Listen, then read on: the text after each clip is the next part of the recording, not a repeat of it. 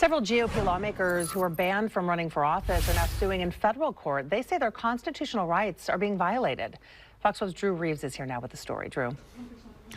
Yeah, that is right. They are saying that this is violating their First and 14th constitutional rights over Measure 113. Now, that measure states that any senators with 10 or more unexcused absences cannot run for office again. The lawsuit was filed by 3 senators who participated in the longest walkout in Oregon's history, which prevented a quorum for 6 weeks. In their lawsuit, the lawmakers say that walkouts are a lawful form of political protest and have been used in the past to block Democratic bills from passing. They say now with Measure 113, they are being denied their constitutional right to free speech. They also say it violates their 14th Amendment right to due process. In their lawsuit, the senators point to the wording of Measure 113, which states senators can be punished for not attending floor sessions, quote, without permission or excuse. Well, the senators claim in the lawsuit that they didn't have permission, but they did have excuse not to attend. Lawmakers who participated in the walkout earlier this year were trying to block legislation on abortion,